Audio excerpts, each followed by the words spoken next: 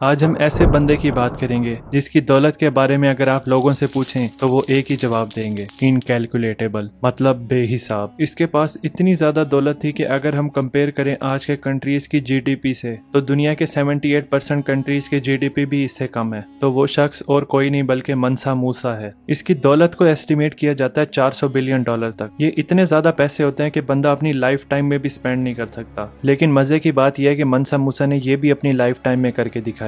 किधर गई उनकी सारी दौलत और आखिर वो कैसे इतने अमीर हुए और अपने छोटे से अफ्रीकन एम्पायर को इतना बड़ा कैसे बना दिया, आए देखते हैं। ये बात है 1312 की, जब माली जो कि छोटा सा किंगडम था वेस्टर्न अफ्रीका का, इधर का रूलर था बादशाह अबू बकरी। वो चाहता था कि उसका किंगडम और ज्यादा एक्सपेंड हो। तो उसने क्या किया कि सैकड़ों शिपों को तैयार किया और अटलांटिक की तरफ भेज दिया कि देखो वहां पे पानी के उस पार कोई जमीन है। लेकिन जितनी भी कश्तियां उसने भेजी थी वो सारी की सारी व्हिर्लपूल के जद में आ गई थी। मतलब ये समुद्री चक्र होता ना, उसकी जद में आ गई थी। उसमें से सिर्फ एक ही कश्ती बची थी जिसने आके बादशाह को ये बात बताई थी। फिर बादशाह अबू बकरी ने डिसाइड किया कि वो खुद जाएंगे एक्सप्लोरेशन के लिए। उन्होंने 3000 शिप्स को तैयार किया और अपनी एक्सप्लोरेशन और किंगडम को एक्सपेंड करने के लिए निकल पड़े। जाने से पहले उन्होंने मनसा मूसा को माली किंगडम को संभालने का कहा था और उनको पूरी पावर दी थी माली किंगडम की। अबू बकरी ने मूसा को टेम्परेरी रूलर बनाया था। लेकिन इस सफर पे निकलने के बाद ना अबू बकरी कभी भी वापस नहीं आए। हिस्टोरियंस जो है ना वो ये मानते हैं कि बादशाह अबू बकरी ना अमेरिका पहुंच गए थे और वही लोग थे नेटिव अमेरिकन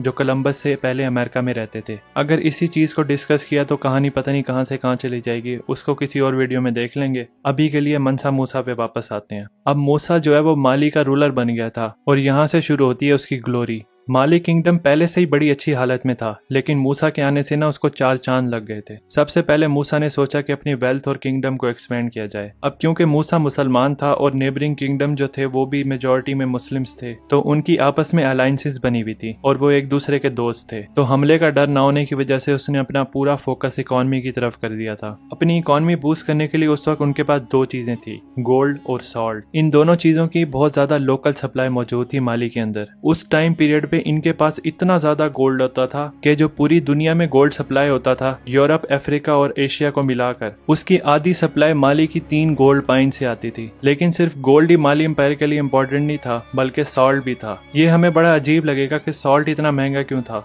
लेकिन उस टाइम पर यह बहुत इंपॉर्टेंट था। एक राइट बायर के लिए इसकी कीमत गोल्ड से कम नहीं थी। इसकी वजह यह है कि सॉल्ट एक बड़ी अहम चीज है हमारी डाइट के लिए, और मोर इम्पोर्टेंटली उस वक्त फ्रिज तो होते नहीं थे, तो फिर प्रिजर्व करने के लिए सॉल्ट को इस्तेमाल किया जाता था ताकि चीजों को खराब होने से बचाया जा सके। तो उस टाइम पीरियड पे सॉल्ट तो प्राइसलेस था। इन चीजों से मूसा ने बहुत ज्यादा कमाया। ये तो बात हो गई कमाने की। अब बात करते हैं उसके खजाने की कि उसका क्या हुआ। मूसा ना बहुत ज्यादा प्रैक्टिसिंग मुस्लिम था, तो इस्लाम के 5 पिलर में से एक पिलर है हज करना, क्योंकि ये करना मुसलमानों के लिए लाजमी होता है अगर वो इसको अफोर्ड कर सकते हैं फाइनेंशियली और फिजिकली। तो मूसा ने सोचा कि वो हज करेंगे। इनका ट्रेवलिंग रूट जो था ना वो था माली से कायरो, कायरो से मदीना और फिर फाइनली मक्का। ये जो उनकी जर्नी थी ना वो इंसानों की तरफ से की गई सबसे रिमार्केबल जर्नी में से एक जर्नी थी। मतलब इनके साथ 60,000 लोग थे, 100 हाथी थे, 80 ऊंट थे, 50 हाईली ट्रेन्ड गार्ड थे और इतना खाना पानी और जानवर खाने के लिए कि वो सब के लिए काफी थे। आप और मैं कहीं जाते हैं किसी ट्रिप पे तो हम अपने साथ थोड़ा एक्स्ट्रा कैश जरूर रखते हैं, तो मूसा ने भी अपने साथ रखा था। और एक्स्ट्रा कैश का तो अलग ही लेवल का मतलब होता है जब आप पूरी दुनिया के सबसे अमीर तरीन इंसान हो। ये इनके लिए था 21,000 किलो ऑफ प्योर गोल्ड। आप ये सोच रहे होंगे कि इतना सारा गोल्ड उन्होंने अपने साथ ट्रांसपोर्ट कैसे किया था, लेकिन टेंशन ना लो,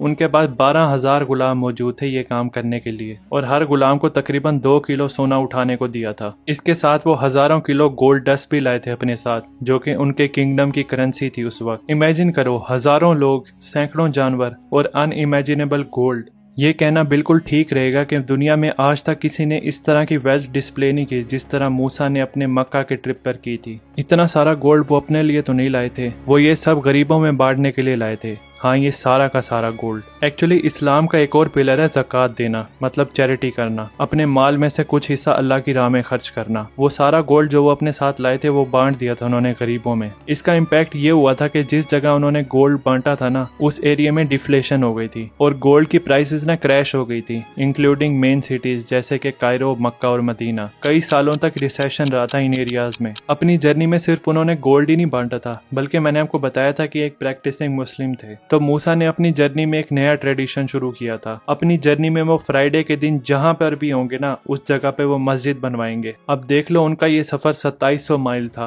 और उनको ये करने में 2 साल लग गए थे। तो अंदाजा लगाओ कि उन्होंने कितनी सारी मस्जिद बनवाई होंगी। हज करने के बाद जब वो वापस आए थे ना, तो अपने किंगडम में उन्होंने काफी सारी मस्जिदें बनवाई थी और मदरसे भी बनवाए थे जिधर लोगों को इस्लामिक टीचिंग दी जाती थी। ये उस टाइम पीरियड की बात है जब यूरोपियंस और एशियंस सोचते थे कि अफ्रीका में सिर्फ जंगली और अनसिविलाइज्ड लोग ही रहते हैं। मूसा की वजह से ही माली जो है ना, उस टाइम पर मैप पर शो करवाया गया था। मूसा की वेल्थ जो थी ना, वो लिमिटलेस थी, लेकिन उसने अपनी मेजॉरिटी ऑफ वेल्थ जो थी ना, वो गरीबों में बांट दी थी ताकि उनकी जिंदगी अच्छी गुजर सके। तो ये थी मनसा मूसा, रिचेस्ट मैन एवर की कहानी। वीडियो अच्छी लगी है तो लाइक करना, नए हो तो चैनल को सब्सक्राइब करना। Thanks for watching.